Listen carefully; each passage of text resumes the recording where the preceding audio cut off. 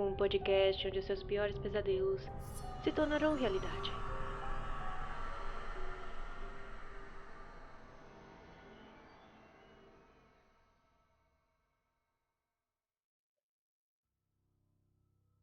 Alguns casos criminais costumam envolver mistérios tão grandes que, às vezes, a falta de pistas e explicações para os sucessos ocorridos impossibilitam que os mesmos tenham uma solução. O caso de hoje envolve a estadia de um homem comum em um hotel que terminaria de forma trágica. Um caso cheio de mistérios, comportamentos suspeitos e ausência de pistas que acabaram levando este caso a permanecer durante 88 anos sem solução. Um misterioso assassinato que deixou para trás uma miríade de perguntas para os detetives e historiadores até os dias de hoje.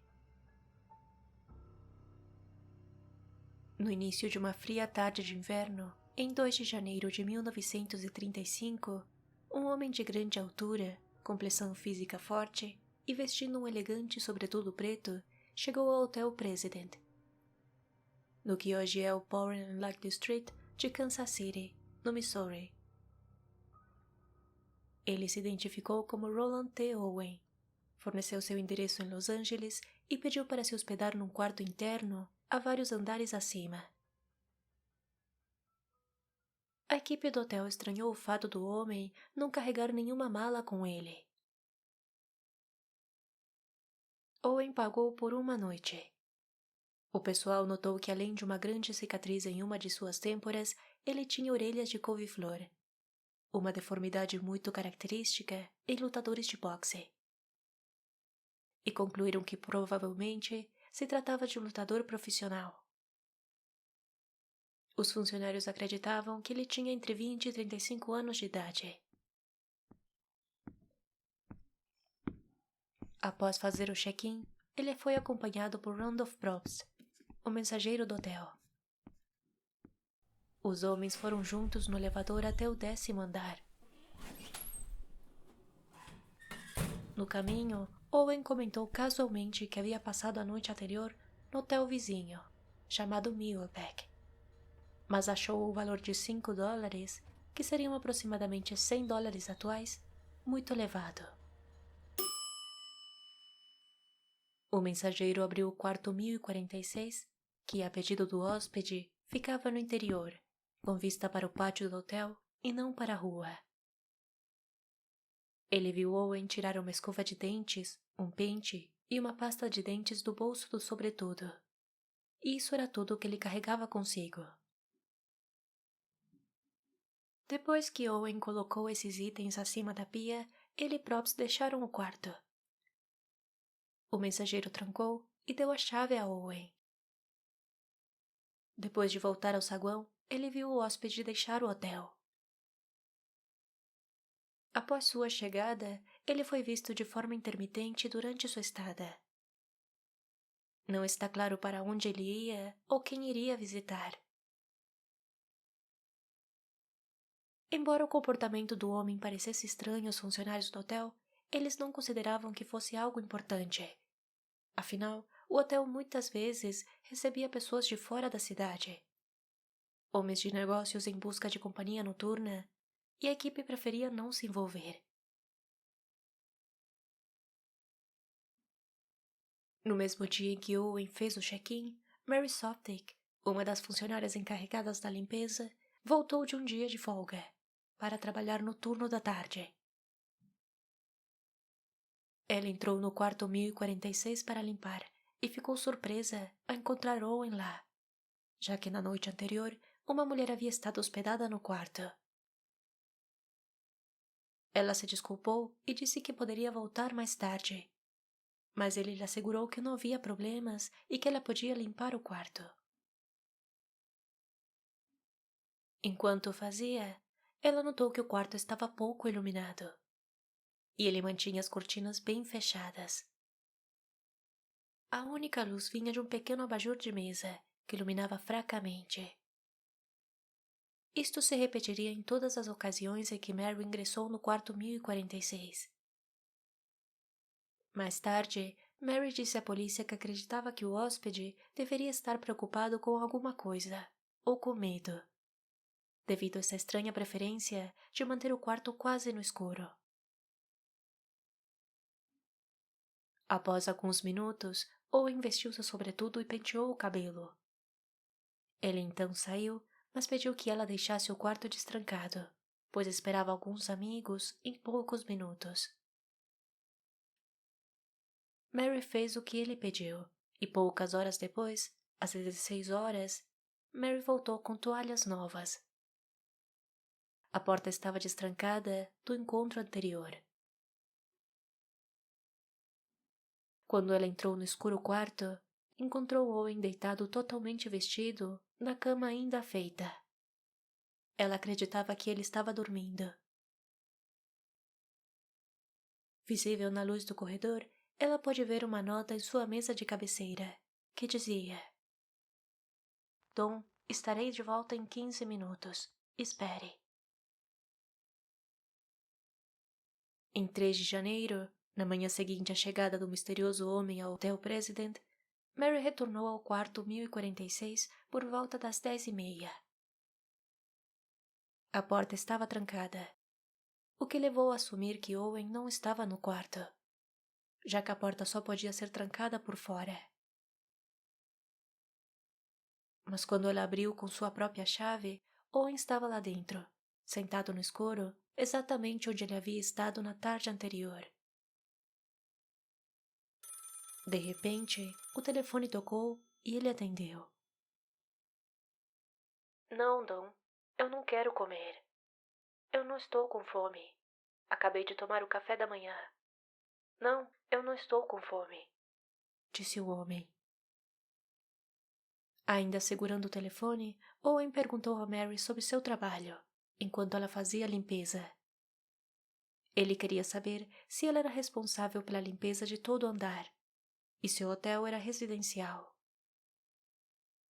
E logo após isso, ele voltou a se queixar dos altos preços do Hotel Muehlebach. Mary respondeu de forma breve, terminou rapidamente a limpeza e saiu do quarto. Então lhe ocorreu que alguém deveria ter trancado o homem lá, já que a porta estava trancada por fora. Novamente às 16 horas, Mary voltou com toalhas limpas. Dentro do quarto 1046, ela podia ouvir 2 homens conversando. Então ela bateu à porta. Uma voz que ela descreveu como alta e profunda, que muito provavelmente não era de Owen, perguntou quem era. Ela respondeu que tinha trazido toalhas novas, para as quais a voz disse: Não precisamos de toalhas. No entanto, Mary sabia que não havia toalhas no quarto, pois ela mesma as havia levado pela manhã. 2 horas mais tarde, o Hotel President recebeu mais 2 hóspedes, cuja presença iria contribuir ainda mais para o mistério do que teria acontecido com Roland T. Owen no quarto 1046. Uma das hóspedes era uma mulher chamada Jean Owen, que não tinha parentesco com o homem. Ela morava em Lee Summit, uma cidade próxima de Kansas City. Jean deu entrada ao hotel depois de ter feito compras na cidade por algumas horas. E sentindo-se cansada, ela havia decidido não voltar para casa naquela noite. Ao fazer o check-in, ela recebeu as chaves do quarto 1048, ao lado do hóspede misterioso. O namorado de Jean, que trabalhava em uma floricultura da cidade, foi visitá-la às 21h20 e permaneceu por 2 horas no hotel. Mais tarde naquela noite, ela ouviu vozes masculinas e femininas discutindo de forma alterada por todo o andar. De acordo com as declarações que a mulher deu à polícia, ele ouviu uma grande comoção que se prolongou durante um certo tempo. E ela estava prestes a ligar para o recepcionista, mas acabou desistindo. Jean não foi a única pessoa a notar essas estranhas atividades noturnas no 10º andar do Hotel President. O operador de elevador Charles Blocker, que começou seu turno à meia-noite, informou mais tarde que estava bastante ocupado até a 1h30 da manhã. Blocker lembrou de uma visitante em particular, uma mulher que ele costumava ver visitando alguns hóspedes em seus quartos, que ele acreditava que fosse uma prostituta. Conclusão compartilhada por outros funcionários que costumavam vê-la no hotel. Durante as 3 primeiras horas de trabalho de Blocker, ele levou a mulher para o 10º andar, onde ela perguntou sobre o quarto 1026. 5 minutos depois, o elevador foi novamente chamado para aquele andar. Se tratava novamente daquela mulher, que expressou perplexidade de que seu cliente não estava no quarto 1046, já que, segundo ela, o homem a havia chamado em visitas anteriores, e ele sempre havia estado presente. Ela perguntou se, de fato, ele estava no quarto 1024, pois ela podia ver através da janela que a luz estava acesa lá dentro. Ela permaneceu no andar após a conversa. Meia hora depois, Blocker recebeu outro sinal para pegar o elevador de volta para o 10º andar. A mulher estava esperando novamente, e ele a levou para o saguão. 1 hora depois, ele a levou junto com um homem diferente para o 9º andar. Às 4h15 da manhã, uma chamada daquele andar acabou sendo novamente da mulher. Ele a levou para a entrada e ela saiu do hotel. 15 minutos depois, foi feita outra chamada para o 9º andar. Se tratava do homem que havia acompanhado a mulher no elevador. Ele disse a Blocker que não conseguia dormir e que estava saindo para uma caminhada. Um pouco mais cedo, naquela mesma noite, o funcionário municipal Robert Lane se encontrava dirigindo por uma rua por volta das 23 horas, quando um evento estranho lhe aconteceu. Um homem que vestia roupas insuficientes para o frio de janeiro o chamou e pediu uma carona. Lane explicou que não era motorista de táxi, e sim um trabalhador municipal, mas ele concordou em levar o homem a um local para pegar um táxi de verdade. Segundo Lane, o homem tinha um ferimento no braço, que o passageiro segurava para estancar o sangue. Lane perguntou a ele sobre isso. O passageiro respondeu que se vingaria de alguém no dia seguinte. Presumivelmente, como retaliação pelo que quer que tenha sido feito com ele. No cruzamento próximo a 12th Street com a Trust Avenue, onde os motoristas de táxi muitas vezes esperam por passageiros durante a noite, Lane parou o carro e deixou o homem sair. O misterioso passageiro lhe agradeceu e, em seguida, foi até um táxi estacionado nas proximidades. O taxista ao vê-lo saiu de dentro de um restaurante e, após isso, Lane foi embora. Às 7 da manhã do dia 4 de janeiro, uma nova telefonista, chamada Della Ferguson, estava em seu turno. Ela estava se preparando para fazer uma chamada que havia sido solicitada pelo hóspede do quarto 1046 para ser acordado. Quando notou uma luz que indicava que o telefone do quarto estava fora do gancho. Randolph Probst, o mensageiro que tinha levado o homem para lá 2 dias antes, estava novamente em serviço e assumiu a tarefa. A porta do quarto 1046 estava trancada, com uma placa dizendo "Não perturbe" pendurado na maçaneta da porta. Após bater diversas vezes, uma voz de dentro lhe disse para entrar, mas ele não tinha as chaves. A mesma voz lhe pediu, após bater novamente, que acendesse as luzes, mas ele não conseguia entrar. Finalmente, Probst apenas gritou pela porta para pendurar o telefone e saiu. O mensageiro disse a Ferguson que o hóspede do quarto 1046 provavelmente estava bêbado e que ela deveria esperar mais 1 hora. Às 8h30 da manhã, o telefone ainda não havia sido desligado. Outro mensageiro, chamado Harold Pike, foi enviado para o 10º andar. A placa ainda estava na porta, que permanecia trancada. Mas Pike tinha uma chave e entrou. Lá dentro, ele encontrou Owen no escuro, deitado na cama nu, aparentemente bêbado. A luz do corredor revelava fracamente que havia algumas manchas escuras na cama. Mas ao invés de ligar a luz do quarto, Pike foi até o suporte do telefone, onde ele viu que o aparelho havia sido derrubado no chão. Ele o recolocou no suporte e saiu. Pouco depois, às 10h30, outra telefonista informou que o telefone do quarto 1046 estava novamente fora do gancho. Probst foi enviado outra vez para ver o que estava acontecendo naquele quarto. A placa dizendo "não perturbe" continuava na maçaneta. Desta vez, o mensageiro levou uma chave, e depois que suas batidas não obtiveram resposta, ele abriu a porta e encontrou Owen sobre seus joelhos e cotovelos a 60 centímetros de distância, com sua cabeça ensanguentada.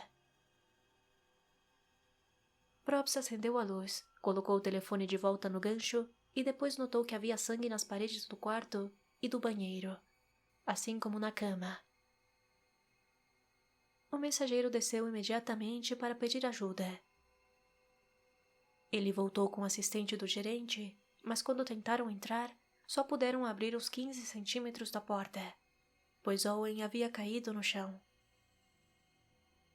Eventualmente, o homem conseguiu se levantar, e quando os 2 funcionários do hotel puderam entrar no quarto, o assistente do gerente chamou a polícia, e eles acompanharam o Dr. Harold Flanders do Hospital Geral de Kansas City durante a ocorrência. Owen havia sido amarrado com cordas ao redor de seu pescoço, pulsos e tornozelos. Seu pescoço tinha vários hematomas, sugerindo que alguém estava tentando estrangulá-lo. Ele havia sido esfaqueado mais de uma vez, no peito, acima do coração. Uma destas feridas havia perfurado seu pulmão. Golpes na cabeça o haviam deixado com uma fratura no crânio do lado direito. Além do sangue que Probst tinha visto, havia respingos adicionais no teto. Antes que as equipes levassem Owen ao hospital, o Dr. Flanders cortou as cordas dos pulsos de Owen enquanto perguntava sobre quem tinha feito aquilo com ele. Ao que o homem teria dito, ninguém. Em seguida, lhe perguntaram o que havia causado estes ferimentos. E o homem, que não estava completamente consciente e lutava para falar, teria dito que havia caído e batido com a cabeça na banheira. Desconfiado daquelas respostas, Flanders o questionou se ele havia tentado se matar. Depois de dizer que não, Owen perdeu a consciência e foi levado para o hospital. Ele estava completamente em coma quando chegou e morreu pouco depois da meia-noite do dia 5 de janeiro. O Departamento de Polícia de Kansas City começou imediatamente a investigar, entrevistando Jim Owen, cujo sobrenome semelhante ao da vítima e sua proximidade durante a noite anterior parecia suspeito. Eles a detiveram para questioná-la sobre o que exatamente havia ocorrido durante a noite. Depois que o namorado de Jean chegou à delegacia e confirmou seu depoimento, a mulher foi liberada e retornou à sua cidade. Os médicos realizaram uma autópsia em Owen e determinaram que ele havia morrido devido aos ferimentos. O Dr. Flanders havia examinado não apenas o corpo, mas as manchas de sangue no quarto, uma vez que grande parte havia secado. Ele estimou que as feridas tinham sido infligidas entre 4 e 5 da manhã daquele dia, o que batia com o que Pike tinha visto e antes da primeira visita de Probst. Os investigadores acreditavam que Owen havia tentado pedir ajuda várias vezes, mas não conseguiu ir além de derrubar o telefone devido à gravidade dos ferimentos. Os detetives que investigaram o quarto 1046 tomaram nota de tudo o que havia e não havia no quarto. De acordo com o que Probst havia observado, não havia roupas nos armários ou gavetas. A única evidência de qualquer outra coisa além do que Owen tinha vestido era a etiqueta de uma gravata, indicando que ela tinha sido feita por uma empresa em Nova Jersey. Também faltavam no quarto o sabonete, o shampoo e as toalhas fornecidas pelo hotel. Não havia facas, portanto, foi descartada a possibilidade de se tratar de um suicídio, já que as facadas no seu peito não podiam ser contabilizadas. As cordas usadas para amarrar a vítima também sugeriam o envolvimento de outras pessoas. Um dos copos do quarto foi encontrado na pia, faltando um pedaço. O outro estava na prateleira. Os detetives encontraram alguns itens que poderiam ser provas. Entre eles havia um grampo de cabelo, um alfinete de segurança, um cigarro novo e uma garrafa cheia de ácido sulfúrico diluído. Além disso, foram encontradas 4 impressões digitais, que os detetives deduziram que, devido ao seu pequeno tamanho, deveriam pertencer a uma mulher. As impressões foram encontradas no telefone do quarto. E elas não correspondiam com a vítima, ou com qualquer um dos funcionários do hotel que haviam entrado no quarto. A polícia solicitou ajuda através da imprensa. Ambos os jornais noturnos da cidade colocaram a história em suas primeiras páginas no dia seguinte.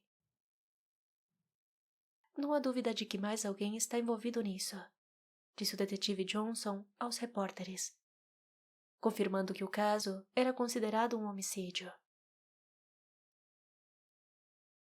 Durante a investigação, logo se tornou evidente que Roland T. Owen era, provavelmente, um pseudônimo. Oficiais em Kansas City contataram o Departamento de Polícia de Los Angeles para notificar os parentes mais próximos da vítima. Mas foram informados de que não encontraram nenhum registro de que alguém com esse nome morasse na cidade nessa época. As impressões digitais da vítima foram enviadas para o Departamento de Investigação do Departamento de Justiça, que mais tarde seria o FBI, para encontrar uma possível correspondência em seus registros. Uma mulher ligou para o Hotel President naquela noite para perguntar como era Roland T. Owen. Ela disse à secretária que ele morava em Clinton, a 80 quilômetros ao sudeste da cidade de Kansas. Em 6 de janeiro, os jornais dominicais relataram que o homem do quarto 1046 havia morrido sob um nome falso. E algumas pistas começaram a chegar. Membros do público foram à funerária local, onde foi levado o corpo. O que levou além o funcionário municipal a contar à polícia sobre seu estranho encontro com um homem que tinha um ferimento no braço similar ao encontrado no corpo. Após entrevistá-lo, Johnson não estava tão certo de que o homem que Lane teria visto se tratasse da vítima, já que nenhum dos funcionários do hotel relataram ter visto o hóspede sair ou voltar durante a noite de 3 e 4 de janeiro. A polícia conseguiu estabelecer apenas um avistamento de Owen fora do hotel. Ele havia sido visto com 2 mulheres em vários bares na 12th Street. As agências de notícias começaram a acompanhar a história, e ela foi publicada nos jornais e no rádio em todo o país, com pedidos de envio de fotografias para Kansas City. Mais pistas sobre a identidade do homem chegaram como resultado, e o Departamento de Polícia de Kansas City teve que dedicar um tempo considerável para estar em contato com a polícia de todo o país, através de correspondências e telegramas para acompanhar as pistas. Eventualmente, eles conseguiram eliminar muitas. Uma pista inicial provou ser falsa. Tratava-se de uma toalha ensanguentada que foi encontrada no hotel. mas teria sido usada para limpar o quarto 1046 após a chegada da polícia. Os oficiais lembraram o relato de Probst de que durante a chegada do hóspede, o homem havia dito que havia deixado o Hotel Muehlebach após uma noite, devido a seus valores elevados. Os investigadores foram checar essa informação no hotel vizinho, mas não encontraram registros de nenhum Roland T. Owen que houvesse passado a noite lá. No entanto, o pessoal lembrou de um homem com a aparência de Owen fazendo check-in com o nome de Eugene K. Scott, também fornecendo seu endereço em Los Angeles, e solicitando um quarto no interior do edifício da mesma forma que solicitou no Hotel President, para que as janelas estivessem voltadas para o lado oposto da rua. Os investigadores então foram atrás do nome Eugene K. Scott, mas ao contatar novamente a polícia de Los Angeles, eles informaram que não havia ninguém com esse nome na cidade. O caso estava novamente em um beco sem saída.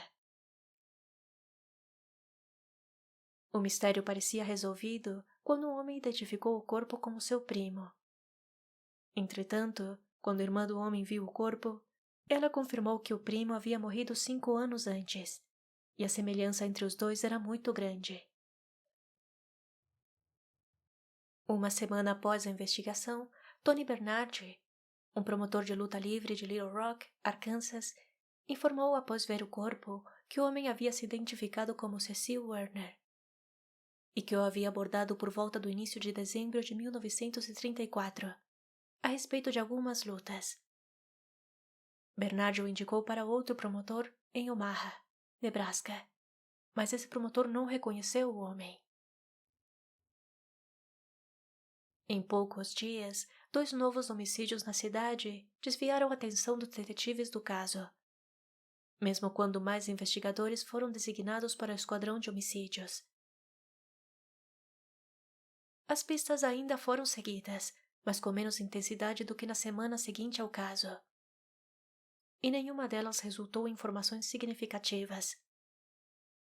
A cobertura jornalística também diminuiu.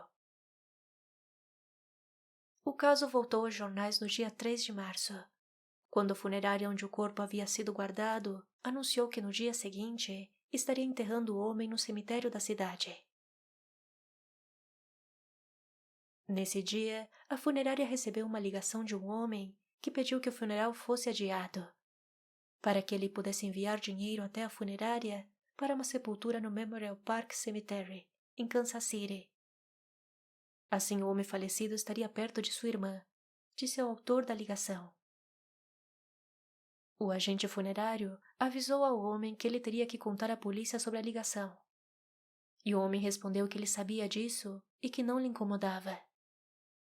O homem foi um pouco mais solícito quando o agente funerário perguntou por que Owen havia sido morto. De acordo com ele, a vítima teve um caso com uma mulher que estava noiva de outro. A pessoa que ligou e 2 mulheres teriam combinado o encontro com a vítima no Hotel President a fim de se vingar. Os trapaceiros costumam ter o que merecem, disse o homem desconhecido e desligou. O funeral foi adiado devido a esta ligação. No dia 23 de março, a funerária recebeu um envelope com um endereço escrito cuidadosamente usando uma régua. O pacote tinha $25, 500 em dólares atuais, que estavam embrulhados em jornal. Aquilo era o suficiente para cobrir as despesas. O remetente era desconhecido. 2 envelopes adicionais com $5 cada foram enviados a uma floricultura local, solicitando um arranjo de 13 rosas American Beauty, um cultivar de um vermelho profundo, para acompanhar a sepultura. Os envelopes foram enviados após uma ligação anônima ter sido feita para eles, semelhante à ligação recebida pela funerária. Mais tarde, os investigadores confirmaram que ambas ligações foram feitas de telefones públicos. Incluído com os envelopes enviados à floricultura, havia um cartão, com caligrafia disfarçada, dizendo: Amor para sempre, Luiz. O funeral foi realizado pouco depois. Além do ministro encarregado do funeral, os únicos participantes eram os investigadores de polícia, alguns dos quais ajudaram a carregar o caixão.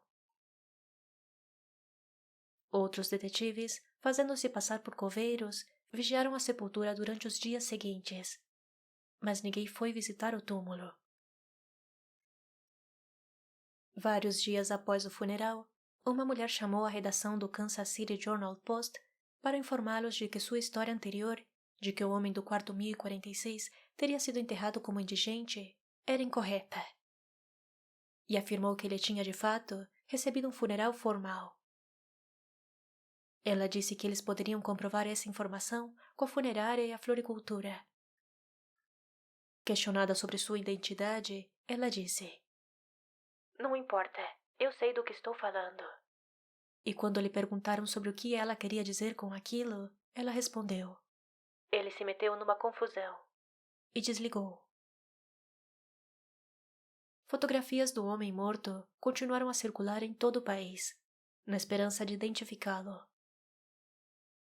Até que, finalmente, a investigação tomou outro rumo, quando uma amiga de Ruby Ogletree, em Birmingham, Alabama, lhe mostrou uma edição do The American Weekly, um jornal de domingo com um artigo sobre o caso.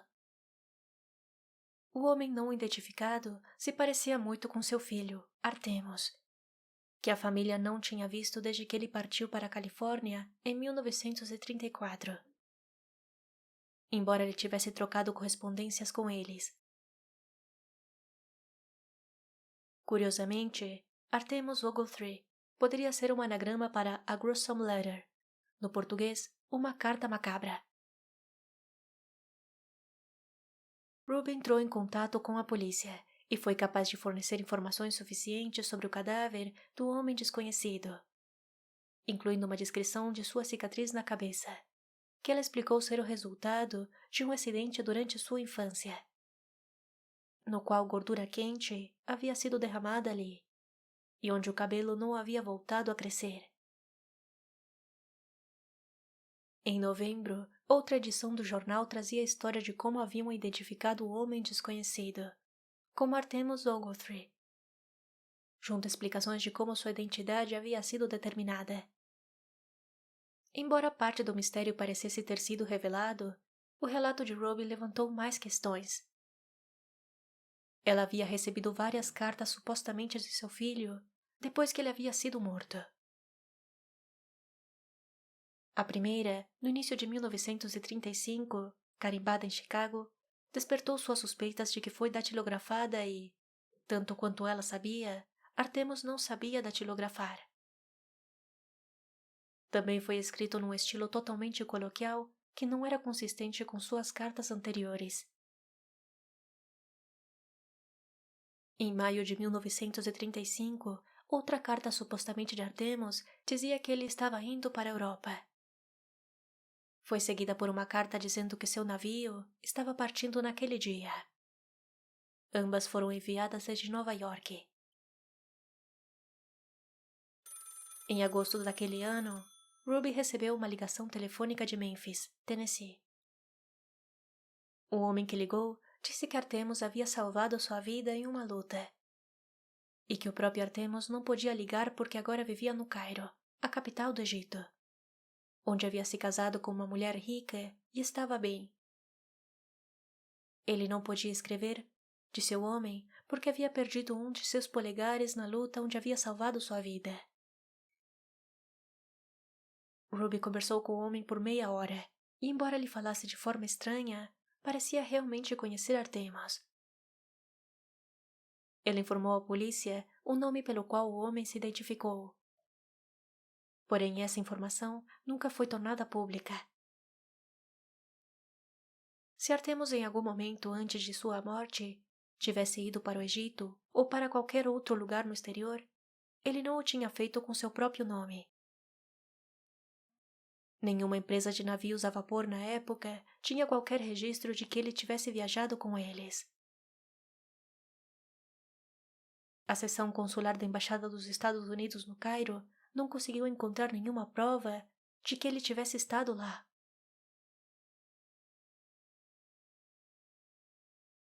Informações desenvolvidas através das conversas da polícia com Ruby os ajudaram a estabelecer um terceiro hotel em Kansas City, o St. Regis, onde Artemus teria ficado. Lá ele havia compartilhado um quarto com outro homem. A polícia se concentrou no misterioso Don a quem a vítima havia se referido em seu bilhete. No entanto, nunca se descobriu se Don era um amigo, um apelido para a dona ou um título para alguém na máfia, que era muito prolífica nessa época. Embora não houvesse mais evidências para o caso de Ruby Ogletree do que qualquer um dos outros casos, a polícia acabou inclinada a acreditar nela. Embora alguns especialistas afirmaram na época que isso se baseava apenas na falta de evidências no restante do caso. Em 1937, a polícia de Nova York prendeu um homem chamado Joseph Martin, sob acusação de assassinato, depois de ter matado um homem com que dividia um quarto, e colocado o corpo em um baú para ser enviado para Memphis. Entre os vários pseudônimos que ele usava estava Donald Kilso. De acordo com uma história sobre o caso, no The New Yorker, o Departamento de Polícia de Kansas City tinha correspondido a amostra de sua caligrafia com aquela das cartas escritas a Ruby. Nenhuma acusação foi apresentada contra o homem, e a polícia manteve o caso em aberto. Os arquivos mostram que diferentes detetives revisaram o caso a cada poucos anos até a década de 1950. Apesar de revisitar o caso e acompanhá-lo de perto, nenhuma nova evidência foi descoberta. Gradualmente, o caso foi esfriando.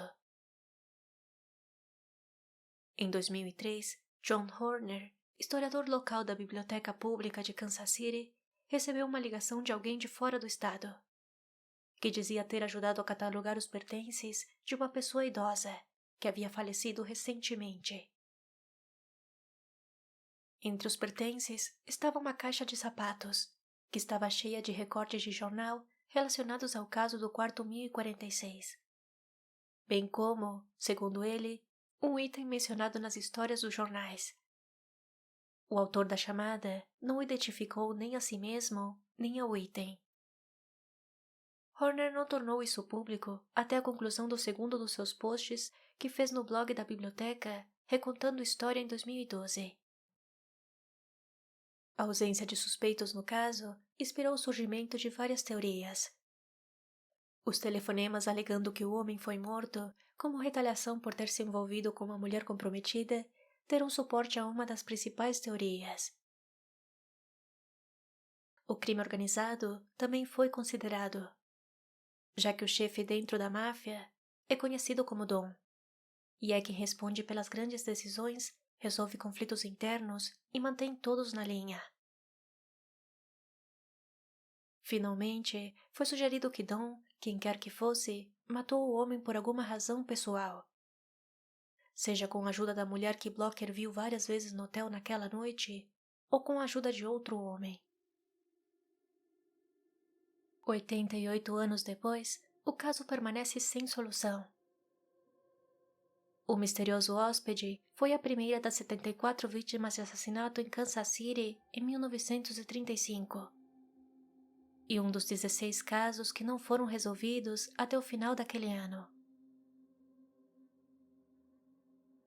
Algumas das grandes questões sobre este caso jamais foram resolvidas. Seria realmente Artemus Ogletree o seu verdadeiro nome? Quem o matou?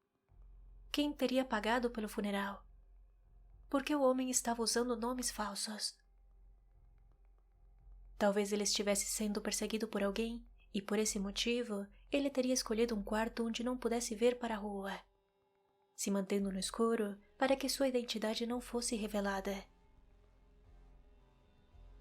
Seu extremo sigilo sobre seu próprio nome e a falta de pertences que o pudessem identificar poderiam indicar que ele estaria tentando ocultar algo muito obscuro. Algo tão complexo de se resolver que permanece até os dias de hoje como uma completa incógnita. quais seriam as suas teorias. Este é um dos casos que mais chamaram minha atenção por conter mais perguntas do que respostas. Um caso envolto em uma série de mistérios que não levaram a nenhuma pista concreta.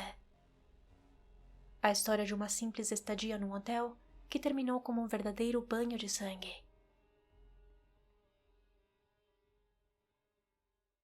Antes de terminar este episódio, gostaria de agradecer a alguns ouvintes que deixaram suas mensagens na caixinha do Spotify. Um beijo para Vinícius Schurgelis, de São Paulo, capital, Viviane Torres, de Brasília, DF, Leandro, de São Paulo, Yuri, que nos ouve desde Divinópolis, Minas Gerais.